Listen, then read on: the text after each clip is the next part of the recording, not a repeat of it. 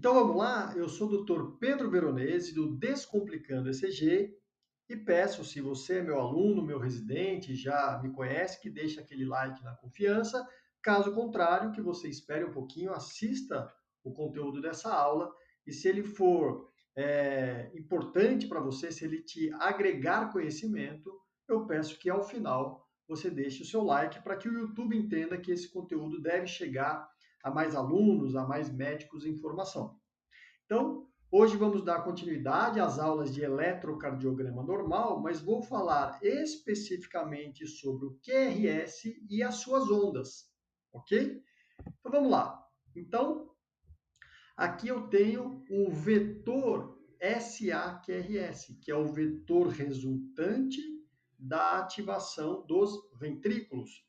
Então, lembra que eu mostrei em aulas passadas que os vetores da ativação dos ventrículos ou as fotografias que representam momentos específicos da ativação ventricular ou da despolarização ventricular são quatro principais: o vetor do septo médio, o vetor do septo baixo, o vetor da parede livre e o vetor basal.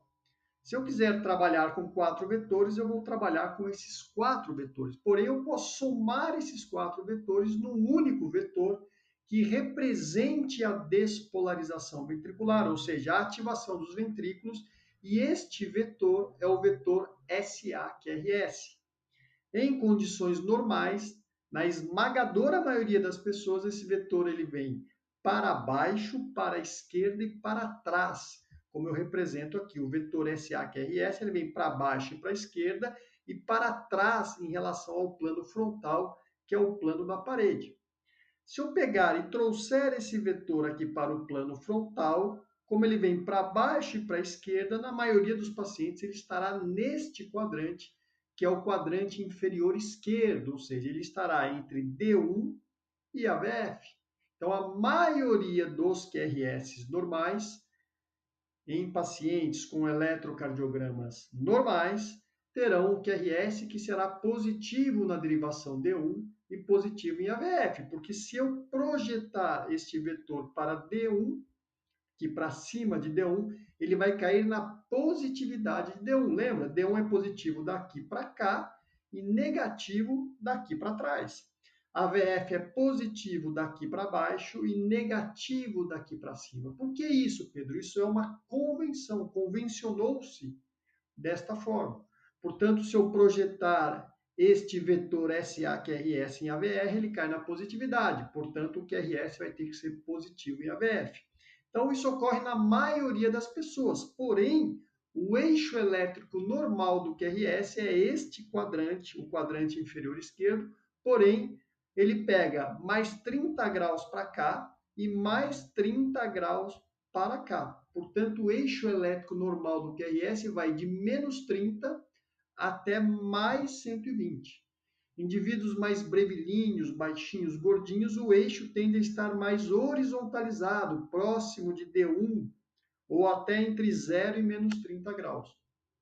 Indivíduos mais altos, longilíneos, verticalizados, o eixo elétrico do coração é mais vertical e ele tende a vir aqui para 90 graus, ou ele pode chegar até 120 graus, e isso ser normal.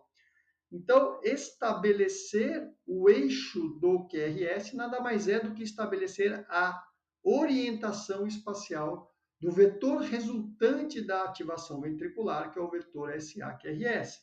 Então, o vetor resultante da ativação ventricular, na maioria das vezes, é para baixo, para a esquerda e para trás, como eu represento aqui nesse slide. Então, o eixo elétrico de um QRS normal pode variar de menos 30 graus até mais 120, como eu acabei de mostrar. A duração do QRS ela tem que ser menor ou igual a 0,11 segundos ou 110 milissegundos. E em relação à amplitude, essa amplitude normal varia se eu estou olhando para o plano frontal. Lembra? O plano frontal é o plano da parede, da tela do seu computador. Quais são as derivações do plano frontal? D1, D2, D3, AVR, AVL, AVF. Ou o plano horizontal, que é o plano da mesa onde está o seu computador. O plano horizontal, as suas derivações são V1, V2, V3, V4, V5, V6.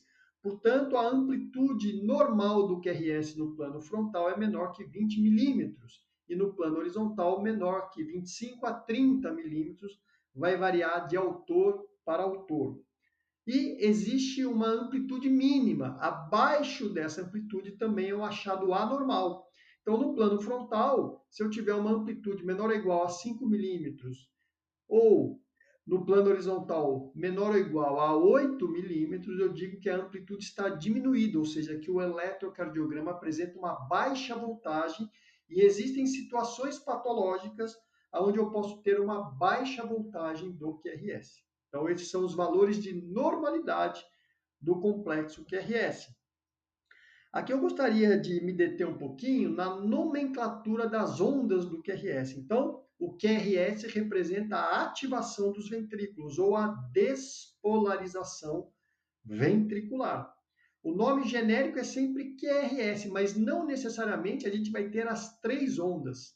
Então, eu posso, em algumas situações, ter as três ondas, como aqui, ó, eu tenho aqui a onda Q, a onda R e a onda S. Então, este QRS tem as três ondas, a onda Q, a onda R e a onda S. Mas existem exemplos onde o meu QRS vai ter só uma das ondas. Por exemplo, este QRS tem só a onda R. Pedro, mas eu continuo chamando de QRS? Continuo, mas este QRS só tem a onda R. Então, como é que eu dou a nomenclatura para cada uma dessas ondas? É simples, mas às vezes gera confusão. Toda vez que eu tiver uma onda positiva no QRS, ela chama onda R. R de rato, ponto. Então, toda onda positiva de um QRS chama-se onda R. Pedro, mas e se eu tiver duas ondas positivas? Essa primeira vai chamar R, essa segunda vai chamar R também, mas R'. Então, aqui eu tenho o QRS formado por uma onda R, uma onda S e uma onda R'. Então, toda onda positiva do QRS é uma onda R. Ponto. Porém, as ondas negativas do QRS podem receber a nomenclatura de onda Q, Q de quiabo, onda S de sapo.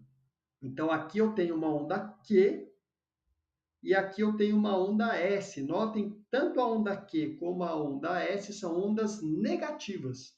E por que é importante que eu saiba diferenciá-las? Porque elas representam coisas completamente diferentes no eletrocardiograma. Uma onda Q, se ela tiver uma duração aumentada, ela pode representar uma área de necrose. Paciente que já infartou previamente. Uma onda S, não. Então, se é importante saber se esse paciente já infartou ou não, é importante saber diferenciar uma onda Q de uma onda S. Então, as ondas Q são sempre ondas negativas que vêm antes, que precedem uma onda positiva. E a onda S é uma onda negativa que vem após uma onda positiva, ou seja, que sucede uma onda positiva. Então vamos lá? Só tem uma onda positiva, então esse QRS é formado por uma única onda, onda R. Quando o QRS é formado só por uma onda negativa única, eu junto as duas ondas negativas, a onda Q e a onda S. Então essa onda eu chamo de QS. Aqui eu tenho duas positivas, então essa chama R, essa aqui chama R'. Então aqui eu tenho o complexo R, S, R'. Por que essa é a onda S? Porque ela vem após a onda R. Então, R, S, R'. E aqui eu tenho uma onda negativa que antecede, que precede uma positiva, onda Q. E aqui eu tenho uma onda negativa que sucede, que vem após uma onda R. Então, onda S. Então, aqui eu tenho onda Q, onda R e onda S. Espero que tenha ficado bem claro. Vamos ver mais alguns exemplos? Então, olha lá. Esse QRS tem uma onda R pura. Aqui, QS. Aqui, R, S, R'. Aqui, Q, R, S. Aqui, QR.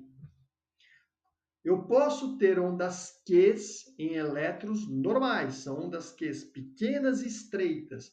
Quando essas ondas Qs elas são mais largas do que um quadradinho ou mais, ondas amplas com uma duração de um quadradinho ou maior que isso, essas ondas Q sugerem áreas de necrose, ok? mas eu posso ter ondas Qs muito estreitas e rápidas em elétrons normais.